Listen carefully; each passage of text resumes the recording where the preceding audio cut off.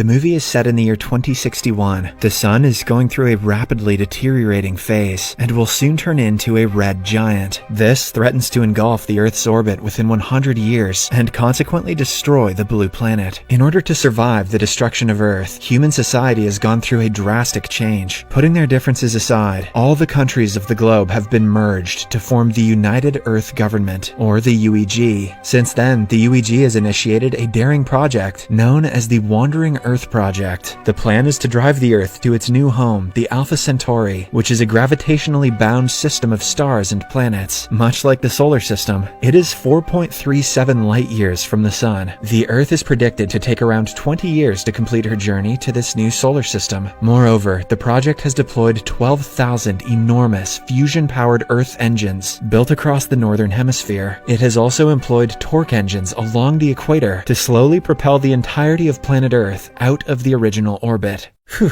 okay, still following? Oh, you are? Damn, you're smarter than I am. At the start of the movie, a Chinese astronaut named Liu Peiqiang oversees the gravitational slingshot maneuver of Earth, which uses the gravity of Jupiter to assist propulsion. After completing his job, Peiqiang leaves for his next mission to the navigation platform, an international space station, leaving his young son, Liu Qi, and foster daughter Han Duoduo aboard the navigation. Liu's job is to help navigate the Earth along its interstellar journey. Several years pass by, and much of the human population has died out due to the multiple violent natural disasters. This includes gigantic tsunamis that occur after Earth's rotation is brought to a halt. Moreover, as the planet distances from the sun, most of the surface becomes frozen solid. As a result, the remaining humans are forced to live in vast underground cities built adjacent to and under the several Earth engines. 17 years later, it is the Chinese New Year of 2078, and Peiqiang and his colleagues are set to return to Earth after finishing their work at the International Space Station. Elsewhere, Peiqiang's son, Liu Qi, has now grown into an adult. He works as a machinist of heavy trucks. Most remaining humans, who now live underground, rarely get a chance to see life on the surface of the Earth, including Liu Qi. He's always wanted to go on a ride on the Earth's surface, but it's nearly impossible due to the catastrophic climate. However, one day, he decides to fulfill his dream one way or another. He illegally obtains 2 thermal suits and fake IDs. Liu Qi smuggles some special instant inflatable bubble capsules to a couple of local thugs in exchange for the goods, so he can see life on the surface himself. He also brings his little sister, Han Duoduo, along for helping him steal a truck's key and clearance pass of their grandpa, Han Jiang. It turns out Jiang works as a driver for the Wandering Earth Project. Later, when Liu Qi and his sister reach the surface, they are awed by the huge structure called Earth Engine, which is only one of the 12,000 scattered across the Earth. They then illegally requisition Han Jiang's heavy transport vehicle and drive around. At first, Liu Qi, being a novice driver, drives very clumsily and almost causes an accident, but soon he gets the hang of it and drives with confidence. However, the brother-sister duo are soon stopped at a nearby checkpoint and thrown into jail. Their grandpa Han Jiang learns about the development and arrives to rescue them. He tries to bribe the jail warden to free his grandchildren, but ends up getting thrown into the same cell as them. Meanwhile, on board the space station, Peiqiang is getting ready to return to Earth. It is his final shift, and it's exactly the same day the Earth is supposed to glide past Jupiter and accelerate to achieve the necessary speed of flying out of the solar system. However, things don't go as planned, and as Earth approaches Jupiter to make use of a gravity assist, unexpectedly, Jupiter's gravity becomes irregular. The spike in tidal force causes devastating earthquakes on Earth, which disables many Earth engines across the globe. As a result of this, the underground cities are crushed, while others are drowned by lava, killing hundreds in the process. To make matters worse, Jupiter starts exerting tremendous levels of gravitational force on Earth. This means that the 2 planets will collide very soon. Amidst the chaos, Liu Qi, his sister, and Han Jiang manage to escape the prison with a fellow inmate named Tim. Tim's name is by far the easiest to say so far. After getting out, Jiang finds his heavy truck, takes his grandchildren and Tim in, and starts driving like a pro. He avoids large buildings, rocks, and other structures on the way. Jiang's plan is to take everyone everyone to another underground city. Elsewhere, as the navigation platform is on its way to Earth, its main computer AI, the Moss, warns everyone that the space station will soon go into low energy mode. Hence, all of them should go into hibernation. However, Pei Qiang, who is adamant on meeting his family, requests for some time and calls his father Han Jiang. On the call, he learns about their imprisonment and the subsequent earthquakes. He also finds out that his family is in a truck, so he directs them to the nearest bunker. After that, he goes to his quarters and prepares to hibernate. On the other hand, Han Jiang's truck is intercepted by a rescue team of elite Chinese soldiers who are on an emergency mission led by Captain Wang Lei. They demand the truck to transport a precious cargo called lighter core, which can allegedly be used to ignite the Earth engines. They want to use the lighter core to restart the O1 Earth engine in Hangzhou. As expected, Han Jiang is not happy about the order, but he is forced to oblige. Soon, Pei Qiang learns about the new development and requests Wang Lei let his family go into a bunker. However, the latter replies that he can only let them go after Han Jiang helps them complete their mission. Left with no choice, Han Jiang drives them to Shanghai, where a huge tremor has torn open a long gap, showing the old city covered by ice. As the truck goes into the gap, Han Jiang tells stories about his memories in the city. A flashback shows thousands of people frozen solid in the ice, and it's revealed that Liu Qi's sister was among the few survivors, and she was adopted by Han Jiang. As the old man continues narrating the story, suddenly, a second tremor hits, and cliffs on both sides of the gap start collapsing. Everyone abandons their vehicles and rushes to the tallest building of Shanghai. Sadly, the devastation has only just begun for the group. As they climb through the building, everything starts moving violently. They try getting to a safe location with the lighter core, but things do not go as planned. Because of the heavy tremors, the team loses a soldier, whereas Han Jiang is isolated on a separate floor. When the old man realizes that his oxygen is running out, he opens his helmet and freezes himself to death. In the next scene, Liu Qi confronts Wang Lei and blames him for his grandfather's death. In a fit of rage, he also attacks the captain, but gets easily overpowered. After the scuffle, Liu Qi declares that he will no longer be a part of the mission. Left with no choice, the elite team carries the lighter core themselves and marches towards the Earth engine in Hangzhou, while Liu Qi, his sister, and Tim start heading back home. I love Tim. Elsewhere, aboard the space station, just after the hibernation program begins, Pei Qiang learns from Moss that his family is missing and that the Earth has plunged into a new round of chaos. The AI also asserts that the Earth is beyond saving, so they are not heading there anymore. Now, Moss has prioritized a new mission. Rather than assisting Earth, the station is planning to serve as an interstellar ark to seed a new planet with Earth's biosphere. They plan to send a selected bunch of people, along with some crops and other things, to the new planet, so that Earth's legacy can live on forever. Hearing this, Pei Qiang becomes enraged and refuses to give up on Earth. He then tries to break out of the forced hibernation, but just then, Moss wakes up the other members of the team to rectify the situation. But, surprisingly, a Russian teammate, Makarov, decides to help Pei Qiang. The two of them blow open a hatch closest and fly out into the vacuum. To reach the control center, Makarov sacrifices himself and pushes Pei Qiang towards a moving arm. Fortunately,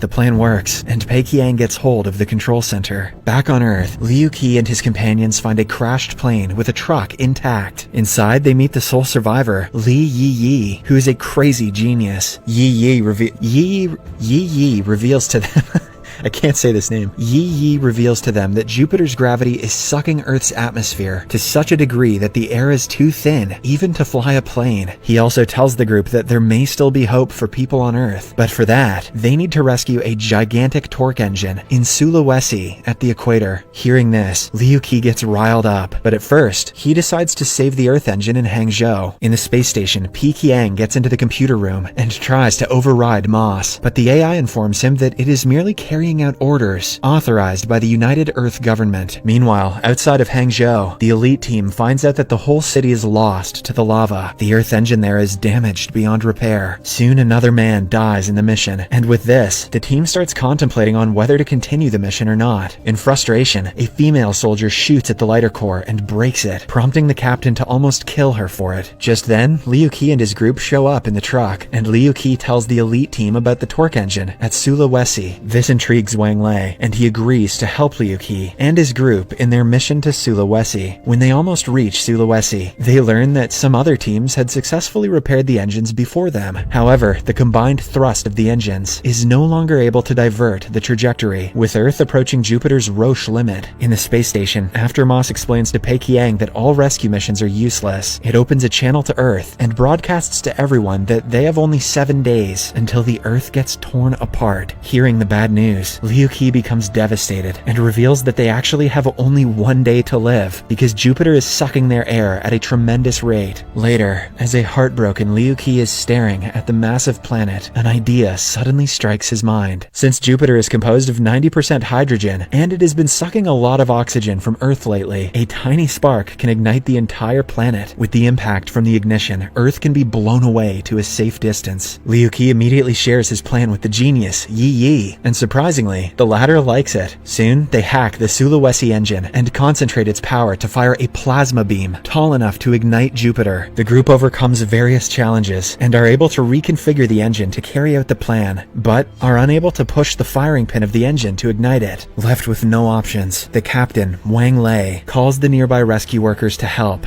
I thought he was going to sacrifice himself. But everyone ignores him. That's deserved. Just then, Liu Qi's sister, Han Duo, realizes that she can make an emergency call to the space station and ask for her father's help. She contacts Pei Qiang and briefs him about the plan, but Moss reveals that some Israeli scientists already had this idea, and the chance of success is 0. Nevertheless, Pei Qiang still calls the UEG and pleads for authorization. The UEG refuses to send in backup, but lets Duo broadcast her message to the remaining rescuers. With this opportunity, the little girl delivers an emotional speech, which warms the hearts of people all across the world. Probably not as much as that lava did, though. And in no time, several rescuers arrive at the scene and start helping the group to push the giant pin. In the next scene, Liu Qi finally gets the machine unstuck. Now, everything is ready except the launch program. The main technician, Yi Yi, is badly injured by falling rocks, but he somehow manages to put the right cable in the socket. At last, the program finally gets uploaded. The torque engine shoots a straight red light toward the giant eye of Jupiter, but the power cannot reach the ignition area. It is short by a mere 5,000 kilometers. Pei Qiang, who is also witnessing all of this, suddenly remembers that his space station has 30,000 tons of fuel, which should generate 5,000 kilometers of flame if ignited. He explains the plan to Moss, but the AI declines and instead locks the system. Moss is a dickbag. Enraged, Pei Qiang burns the main computer and takes charge of the space station. He then steers toward Jupiter at a high speed and collides. In no time, Jupiter's atmosphere starts burning, and Earth is pushed away by the impact. But sadly, the impact also releases giant impact waves, which start ravaging Earth. Amidst the chaos, Liu Qi finds his sister with Tim. Just then, the impact wave hits and sends everyone flying. No, not Tim. Tim holds onto a pipe, but Liu Qi sees his sister dropping down, so he falls towards her. In the air, he heroically catches her and deploys an instant bubble capsule, which saves both of their lives. However, the fall breaks Liu's helmet, and he slowly passes out. Before he closes his eyes, he sees that the Earth survived the ordeal. The movie then fast forwards to 3 years in the future, where Liu Qi has become a driver and has earned everyone's respect. Well, I would goddamn hope so. Moreover, the engines have resumed working, and humanity is heading in the right direction to restore its past glory. Hell yeah, Tim survived.